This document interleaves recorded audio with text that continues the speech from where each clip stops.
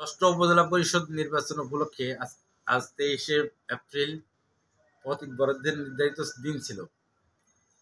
আমরা এই পর্যায়ের পীরগাছা এবং কাউনিয়া দুইটা উপজেলা পর্যায়ের চেয়ারম্যান, ভাইস চেয়ারম্যান এবং মহিলা ভাইস চেয়ারম্যান প্রার্থীদের মধ্যে প্রতীক বরাদ্দ করলাম। এর মধ্যে পীরগাছায় মোট 4 জন চেয়ারম্যান প্রার্থী, কাউনিয়া মোট 3 জন চেয়ারম্যান প্রার্থী প্রতিদ্বন্দ্বিতা করছেন, তাদের মধ্যে আমরা প্রতীক বরাদ্দ সম্পন্ন করেছি। এছাড়া পীরগাছাতে 4 জন ভাইস চেয়ারম্যান এবং কাউনিয়াতে 6 জন ভাইস চেয়ারম্যানের প্রতীক বরাদ্দ সম্পন্ন করলাম। পীরগাছার 6 জন মহিলা ভাইস চেয়ারম্যান এবং কাউনিয়াতে 4 জন মহিলা ভাইস চেয়ারম্যানের মধ্যে প্রতীক বরাদ্দ সম্পন্ন হয়েছে। আচরণবিধি সংক্রান্ত যে বিষয়গুলো আপনারা বলতে চাচ্ছেন, যে আচরণবিধি নিয়ে আমরা এতক্ষণ প্রথম দিকে ব্রিফিং করা হয়েছে প্রায় ঘন্টাখানেকের মতো।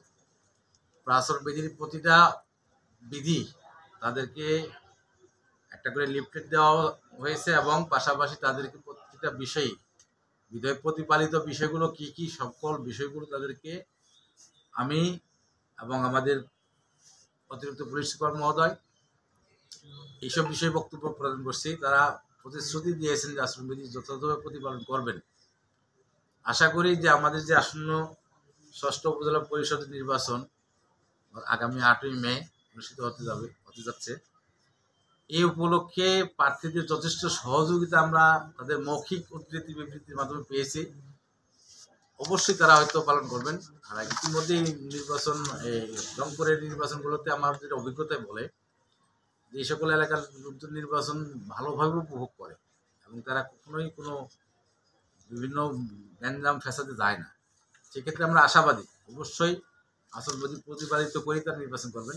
ধন্যবাদ সকলকে। মাঠ পর্যায়ে কতজন ম্যাজিস্ট্রেট থাকতেছে বা কি রকম সদস্য আইন শৃঙ্খলা রক্ষাকারী বাহিনীর সদস্য? এইটা হচ্ছে ইলেকশন কমিশন থেকে নির্ধারিত একটা ফরম্যাটে দিবে এবং স্থানীয় পর্যায় থেকে যদি আমরা বিভিন্ন রকম চাহিদা দিই সেই অনুযায়ী ইলেকশন কমিশন আমাদেরকে রিল্যাক্স দিয়ে থাকেন যে স্থানীয় চাহিদার প্রেক্ষিতে যত প্রয়োজন তত সংখ্যক দিয়ে দেন। এছাড়া নির্বাচন কমিশন একটা নির্দিষ্ট ফরম্যাটেই কোন কেন্দ্রের জন্য কোন উপজেলা ভিত্তিক কয়টা স্ট্রাইকিং ফোর্স থাকবে, কয়টা র্যাবের ফোর্স থাকবে, কয়টা মোবাইল টিম থাকবে, এটা নির্ধারণ করে দেওয়া হয়। সেই অনুযায়ী হবে। পরবর্তীতে যদি আমরা কোনো সমস্যা মনে করি তাহলে বেশি চাহিদা দিব, আর না হলে ওইটাই চলবে।